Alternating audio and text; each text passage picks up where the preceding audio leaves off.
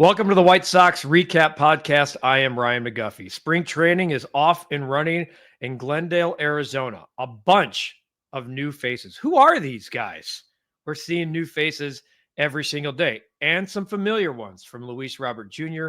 to Andrew Vaughn to Andrew Benintendi. We even have some new faces that are old faces like Joey Gallo. So what does it all mean? What are impressions of Will Venable's first spring training as a manager? And as a manager of the Chicago White Sox, coming off of a 41 and 121 season, we're going to put all of it in a blender and spit out our early impressions as Brian Anderson joins me on this edition of the White Sox REKAP podcast. And it starts right now.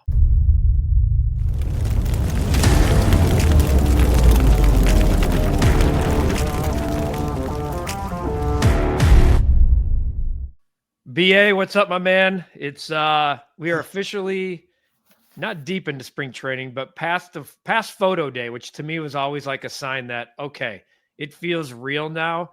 Spring training games are here, and there's a lot to discuss here, but it's just the thought of spring training is phenomenal, and it's good to talk real baseball again. Yeah, it's real for us too. When you start seeing Merkin and Chuck Garfien posting every 5 seconds on Twitter, it's spring training time. And like the Kool-Aid's cold down there because there's a lot of hope and excitement about what might be with some of these guys. And look, Will Venable, you and I have talked at length since before he was hired about what kind of manager he might be if he was hired, and then certainly since he's been in the position here in the offseason. I've been looking forward to the message he was going to send to this team. It's a team that has plenty of opportunity. And before we hear from Will, you were part of managers making their debuts or first speeches at spring training. How important were those early days for managers that were trying to make an impression, whether it's on a veteran club or a young club? Yeah, I mean, you look at, I don't know if you caught the other day, Pat Murphy did one with the Brewers, right? He's excellent. And I think a lot of that comes from his great track record at ASU. You have to command and get the guys all on the same page when you come in for the fall. You have school, all that stuff. So he's really good at it. Now, Ozzie was incredible.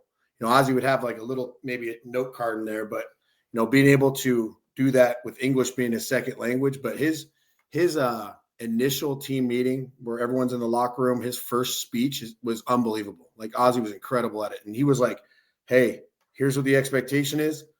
Pitchers, if you don't throw strikes, you're out. Hitters, get on base, have competitive at-bats, and, we're a team. Like, let's talk about stuff." So, yeah, it's interesting. In the intro there, you heard me. I brought up, certainly there's a team that's got plenty of opportunity and excitement. You've alluded to it for a long time that if you've ever been a kid at Double or Triple A and you've ever wanted to make the major leagues, this is the time to be a Chicago White Sox. But you have guys like Luis Robert Jr., who was on the trade block, as we know, all offseason, Andrew Benintendi, who's in the middle of a 5-year deal.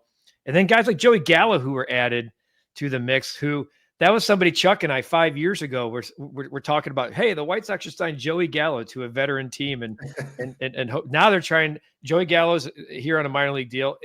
Honestly, like, it's a pretty good opportunity for him too. He's talked about reuniting with Will Venable. Let's hear from Will Venable here, what his message was to the players for the first time, and what he sees in some of his veterans and familiar faces like Robert and Andrew Benintendi. It was important to get in front of the group and talk about some of the things that, that we expect in the clubhouse, that we expect, out on the field, and then just set the tone for how we're going to use camp to help us prepare for the season. Do you think that message, opportunity and competition resonates with a young team? You know what I mean? Because they feel like, oh, there's a shot here somewhere. Not right now, soon. I hope so, and I think for us, that there's opportunity all over the field like we've talked about, and now it's, up to these guys to go out and take advantage of it. You've watched Luis Robert Jr. from the other side. What was it like seeing him today in today's practice? Great. He looked great. His swing looked great. He was out there with the live defense, moving really well. So very excited to see him out there running around. Kind of the same with Benintendi. You have some experience watching him center field. He had a great finish last year. better finish than what his first half was. What do you expect from him this year? Yeah, for him to be out there and do what he does at the plate. He's going to be one of our guys right in the middle of the lineup the whole year. So really excited that he's coming in healthy and feeling good, and I'm looking forward to him picking up where he left off last year. So you look at him as an everyday guy, right? You don't look. Maybe here and there you'll give him a break, but you're not looking matchups there. He's your everyday. Sure, he's going to be in there every day. Yeah, and certainly we're going to be mindful of workload, but we're going to find a way to get his bat in the lineup every single day. Luis said not a big fan of DHing. He said if he can, he wants to play center field every day. How do you respond to that? Yeah, make no mistake, he is our center fielder, and he's going to spend the majority of the time there. I think trying to get him through this first part of the season and being mindful of workload is going to be something that we have to do, and what that looks like. We'll talk to him. We'll collaborate as a group to kind of figure out, is that a day off here and there? Is that a DH spot here and there? But make no mistake, he's our center fielder. All right, so there's some good stuff there. He almost seems bullish. You're smiling because he seems pretty bullish on your guy, Luis Robert.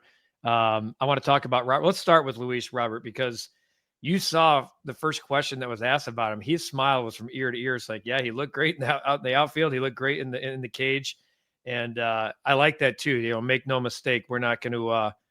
They're not going to treat him like maybe some of the regimes in the past, which is like, don't run hard, don't run to first. He's going to be their center fielder. Yeah, Will's excited. How can you not be excited? I think you got to treat Luis Robert almost like Mike Trout here with the injuries he's been dealing with, right? Like, it's never about whether or not he could play. Luis Robert, healthy, MVP candidate, 150 games on the field. Like, the guy's a freak. Even when he hits 230, 240, he has the ability to run into a ball. He's an exciting player. So for him, it's never about whether or not he can go play center field. It's like, how do we keep him healthy for 150 games? Interesting comp right there. I didn't think about the Mike Trout situation. I mean, we just saw that Mike Trout's moving to right field, so he could take some of the pressure off. Like, as a former center fielder, I mean, I'm asking you this here: what is the strain and wear and tear in center field that differs from a corner outfield position for a guy like Luis Robert, especially in a cold environment? Yeah, the weather will come into play. I mean, shoot, him and I are both from areas in the world that are very hot, and there is an adjustment period there. But again, he's expected to cover a lot of ground. He's a great athlete. That's what kept me around in the big leagues for a long time, is I could go get it. There's an expectation there. Will they DH him every once in a while or give him a day? Sure, but he's got to play 6 out of every 7 games in center field for the White Sox to have an opportunity to do some special things this year. So I want to let's stay on Robert for a second. And I brought up you mentioned Chuck Garfien off the top, and Chuck's had some good quotes here on Twitter, but this one kind of caught me off guard. Luis Robert was surprised to hear his names in trade rumors, that he didn't really understand it in the offseason, why he would be part of it. And here's the quote: "It's difficult to think about that, especially when you've been with an organization your whole career and knowing there might come an end to that. At the same time, you have to know this is a business. There's not much you can do about it. This is my team right now. I'm just getting ready to fight for this team. And if the moment comes and I have to move and play for another team, well, we'll see. But right now, my focus is doing my best for this team and trying to help win games." Now, we've heard guys say that before, and maybe he's just naive and young and has never gone through it, but it surprised me that trade rumors were foreign to him in this situation. Well, some people, good for him. Some people are better at blocking it out than others. I mean, I know every year when I wasn't playing well, I knew there might be a chance I could get a call from my agent saying, "We shopped you and sent you somewhere that may need a defensive, oriented outfielder." But good for him. Again, it's never a matter of whether or not he can play at a high level. It's like, can you keep him on the field? And I think we alluded to a few times, like, if I'm Getsy, I'm letting him go off for the first 50 at bats, and then I'm putting the feelers out there going like, "Oh, who wants him?" And if there's no takers, great. Then he can be the White Sox center fielder. All right. So last one on Robert, and I think I know where you stand. I know where I stand, and I'll in case for those of you who haven't heard our past podcast, there's a lot of speculation out there that he could be like Dylan Ceased, meaning he's traded the last week of camp. Do you believe that Luis Robert Jr. is the White Sox opening day center fielder? I think if he has a mediocre spring, and he there's his hamstrings barking or a quad, he's got no shot to get traded. But I think if he plays really well at a high level, I mean, those first 50 at bats, first 10 games of spring, if one of those teams, it's like, dang, he looks good, and they want to take a flyer on whether or not he'll be healthy, I don't think he breaks camp with the Sox. So what's your prediction? So you're saying traded? Yeah. Wow. We're flip-flopping now. I'm actually saying he goes into the season as a Sox center field. Look, like there's very real. I think there's a lot of people out there that would have traded for Luis Robert already if they could just say, like, I'm getting that guy. So to your point, if he looks like that guy in spring and he's motivated, which by all accounts, it sounds like he might be, but saying it and doing it are two different things. I think there's a bigger piece and a bigger gamble risk reward at the deadline. Let's move on to Andrew Benintendi, because I think this is a guy that could be a trade candidate at the deadline. And a lot of people will think I'm crazy, but a $15 million left fielder isn't all that expensive anymore when it comes to the grand scheme of things. Andrew Benintendi in the second half, BA, 263, 328, 502 slug. He had an 830 OPS. Like, that's the guy that the White Sox signed. He was a dude. He had pop. He was driving runs in. He was hitting the ball into the gap. Here's what he said about last season, though. And this is what I love about accountability. Again, from Chuck. Quote, "It's my job to go out there and perform, and last year I didn't do that. Not only do I feel like I let the fans and the team down, I think myself too." Now, this is a guy that put together a pretty damn good second half and took that into the offseason.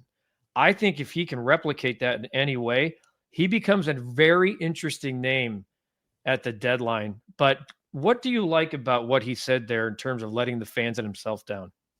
Well, first, before we go down that road, I think we both have to address the fact that Scott Merkin to Will Venable said, do you see Benintendi playing every day? And Will Venable's like, what? Good point. Really good point. Merkin, I love you, but what do you think? Benintendi's just going to be a platoon player at $15 million a year? So that one made me laugh a little bit. But again, he had an incredible second half. And Benintendi's one of those players, I think, that he's the type of guy that feeds off energy and emotion that the fans rally behind him. And he feels like he's the best player on the field, that he can have an incredible year. I mean, if that's his low end is 230, with 20 homers and 60 ribbies, then great. I mean, that's not easy to do at the big league level. But I think with a guy like him, they would much rather have him on base more, hitting around 300 with 10 to 15 homers, 75 RBIs, and be a threat on the base pass. Now, look, people are going to be like, are you crazy? No one's going to trade for a guy that's owed 17-1 this year, 17-1 next year, and 15-1 in 27. Let's assume he gets to the deadline and he has an 800 OPS. You're shaving off half of that salary, okay? So now you're looking at $40 million. Maybe the Sox eat some. Maybe there's a bigger in order to get something, you got to give something. Maybe he's packaged. I don't know if he's packaged in a Luis Robert deal. It's weird to trade for two outfielders. Yeah. But I could see a scenario. Maybe it's more likely next off season, if he has a good year, that he could be moved. But to your point, and maybe, and back to the question from Merck, I think even there was Will went on to say about how they're going to protect Luis Robert in the cold and stuff. And Will's like, look, he's playing. And I like that. But you do have a young team. You do have a lot of opportunity here, as he alluded to early on. But you need veterans too. So if you got a couple of holdovers, you got Benintendi, you got Robert, you got Andrew Vaughn, those guys, and this is what I'm worried about in their pitching. I love the talent in that rotation at the major league level, and certainly the guys that are coming, and Noah Schultz and Hagen Smith, et cetera. What I'm worried about most, BA, I'm worried that they don't have enough to get through 162. There's not a lot of major league innings there that can learn at the major league level with a bullpen that doesn't have any experience. You have no idea who's pitching the 7th, 8th, and 9th. And that's why Andrew Benintendi and Andrew Vaughn and Luis Robert Jr. are so valuable to a everyday 9, because you don't have guys there either. You need somebody to soak up these games and these innings. Yeah, and also, how many times have we talked about on this podcast? You remember the name Boone Logan, right? Yep. Boone Logan was a ball pitcher, not even on the radar. That year, he was like one of our best relievers, spot start, nasty lefty, right? So this is an opportunity where there are a couple hundred kids in minor league camp or a couple hundred kids in the organization. It's like they have some serviceable arms in that minor league system that should get an opportunity this year. But also, like, with Benintendi and those guys, like, yeah, you have to keep something in the lineup offensively that gives the pitchers a little bit of hope, going like, hey, I could pitch to contact here with guys on base, right? Like, I can give up a run or two early knowing we might get it back. But you've seen it just last year, right? Like, pitchers go out there, you could tell there's a feel, there's a stress level that, like, man, if I give up one or two runs, we're going to lose. Yeah. So you got to have something that's serviceable on both sides of the ball. And then let's just, like, I'll get to Gallo here in a second, but I want to talk about some of these guys. Like, I've stood in that long hallway in Glendale, as you know, and the one I'm talking about, that there's a long hallway for fans listening and watching this. You walk in the doors, and you've all seen the pictures of, like, the facade with the White Sox logo and the 3 World Series championships. And then you walk into that shadowed door. It's a long hallway. The clubhouse is right in the middle to the left. The weight room is right when you walk in to the right. Media, we get about 45 minutes of access in the morning. I have sat in that hallway a boatload of times watching guys come in, probably saying hi to BA multiple times throughout, going way back to Tucson days. But there's always been here comes Lucas Giolito. Oh, here comes Keuchel. Oh, you always knew, dude. The White Sox keep putting guys. They keep taking snapshots of the guys walking in, and they've been having to actually include their names. Yeah, because first and last. First and last, because it's a who's who of, who are these guys, and that's the part of it. That's the part that's great. You've been talking about opportunity for a couple weeks on the podcast. That's what's great about young guys right now. Like, there's not just opportunity, there's real chances to be a part of an everyday mix. It's just strange, though. It's just strange that there are dudes walking in that building that you have to be like, okay, wait, here's who he is. Where is he? Where was he? Where did he come from? I'm not talking about the veterans. I'm not talking about the Gallos. I'm not talking about even the Josh Rojas's of the world. I'm talking about every day you walk through. We just said, we don't know who's pitching the 7th, 8th, and 9th. And I guarantee you there are going to be multiple names early on and throughout the season that we're going to be like, where did this guy come from? You talked about Boone Logan. There's going to be a lot of Boone Logans on the team this year. Yeah, and the Tim Elkos too. I mean, I keep reverting back to him because I was fortunate enough to see him play in college. And I'm going like, God, this guy's like big country strong. But if I'm Tim Elko, my goal is to break camp with the White Sox. Now, I don't think he should be discouraged because going to Charlotte, he'll do great there. But if I'm Tim Elko, I'm going, hey, coach, man, Will, skipper, whatever. I plan on making this team. Now I'm going to show you why. But I mean, those are the type of guys you got to be fired up about getting a big league opportunity this year. That's why I'm really keeping an eye on Andrew Vaughn, and I love the dude. I'm a big Andrew Vaughn. We always call each other. Ozzie said that we were brothers from another mother, and he took a picture with us years ago. Oh, my spot.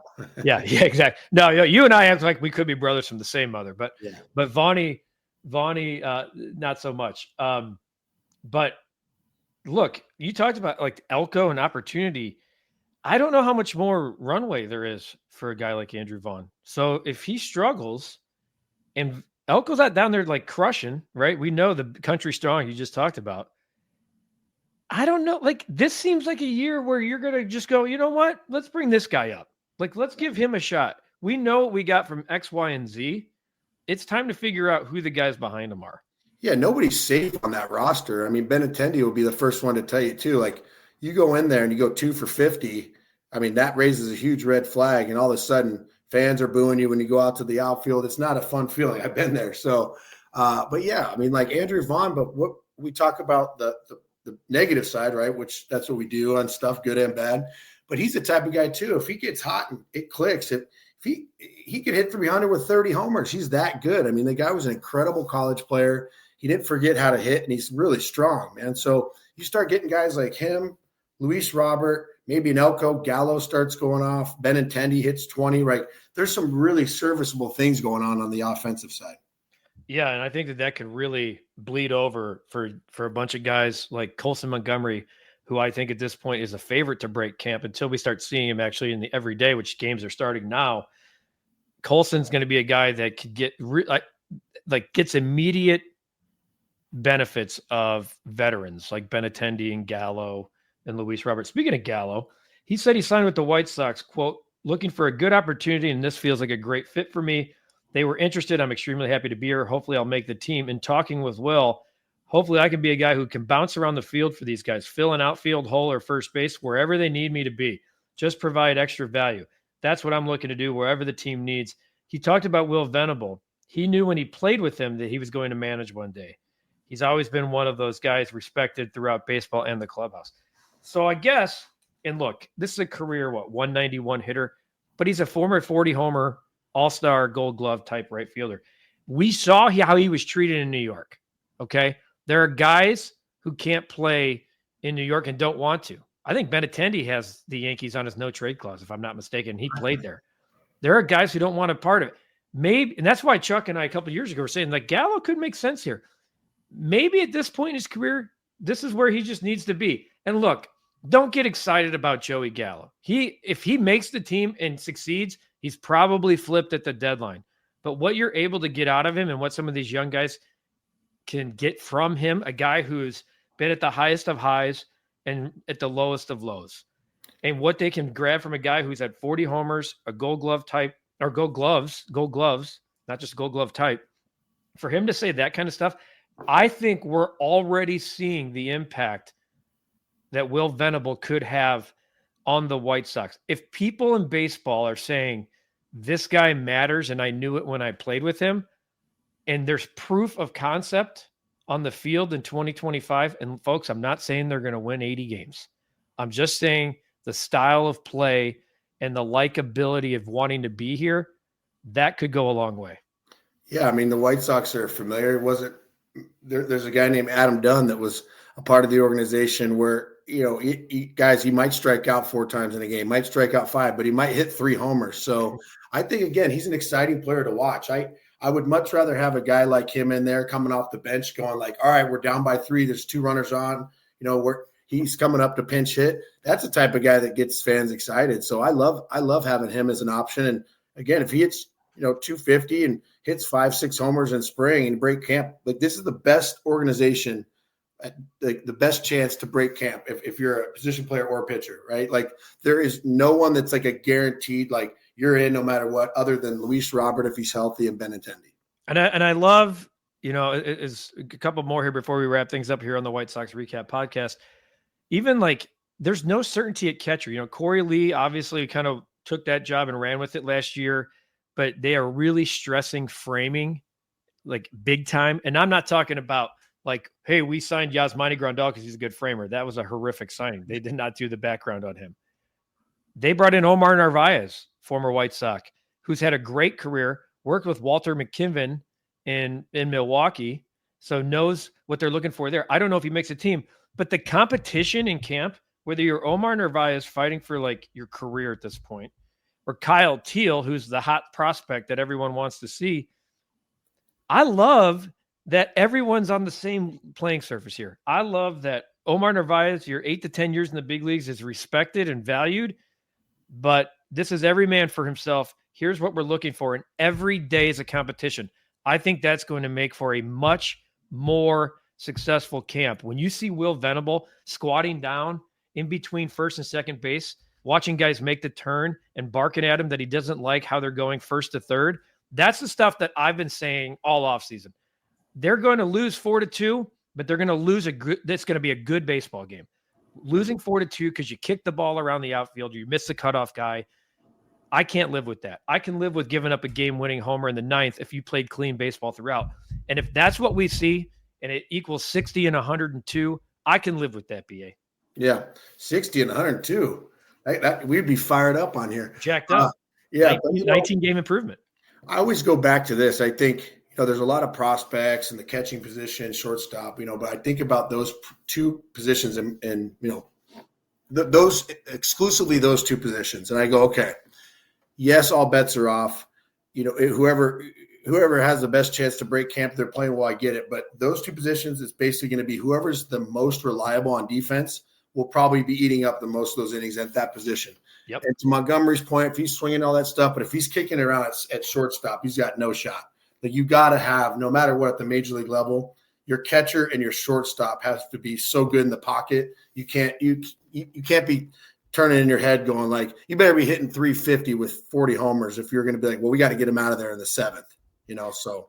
Yeah, well said, because I think in the past that has not been the case. And certainly the last 10 to 15 years, it's just been like, well, he's highly regarded and we love him, and it'll just get better at the big league level. And you're right. It doesn't just equate to Chicago if you're booting the ball around in spring. All right. Games have started. Games are starting. Two-part question. What's the toughest part of spring training when games start for a player? And what are you looking forward to most from this particular? Are you looking for something in particular from this White Sox group, whether it's pitching, the style of play, certain guys that you're keeping an eye on? Yeah, for me as a position player, the toughest thing was just getting out of the live BPs and then on the field, right? There's usually that about the first 5-10 at-bats, everything's really sped up. The pitcher's breaking balls, the off-speed looks really nasty because you're used to seeing a lot of fastballs when you stand in. So I think that's the biggest adjustment for most position players when they first get to camp, is like just getting their bearings. Pitchers probably need to get a feel for off-speed pitches and landing it in certain counts. But, man, as a former player and a fan of the Sox and someone who gets to talk White Sox baseball with you all the time, my big thing is, like, who's just going to step up? I'm excited to see, like, who's going to take advantage of this opportunity, because for the first time in Major League history, we had the reigning worst team in the MLB, right, last year. It's like, who's going to say, hey, I'll go play for that team. I'll help build that thing back. So that's going to be really exciting. Yeah, good point. I love seeing who steps up and takes the bull by the horn, so to speak. I'm very curious to watch Noah Schultz early on. I know they've been lining up his bullpens to make his debut, I think next week as we tape this. So that'll be fun. I don't think he's making the team, but I really want to see. I'm curious about the bullpen. I really am. I obviously am glued in on the Colson Montgomerys and the Braden Montgomerys and the excitement of some of those, offensive prospects. But I'm so concerned about the depth of the pitching, not just from a rotational standpoint, but the bullpen. I want to see who kind of steps up, to your point about kind of grabbing it and going with it, who those late inning guys going to be. And I think that we're probably going to see a lot of change throughout the season, but who's going to be that person that settles into the 7th, the 8th, and the 9th as spring gets going? We start to see guys take on roles. BA, it's a fun time of year, man. Like, oh yeah, it's still cold here in Chicago, but March is right around the corner, which means, like, we're almost a month from opening day, which is hard to believe. We're talking real baseball. We're seeing guys real on the field. In the Will Venable sound that we played here on the podcast, I heard the birds chirping. Yeah, that's not happening out here. No, the birds are, they fly in for a day. And they're like, what the hell am I doing here? But it's right around the corner. This too.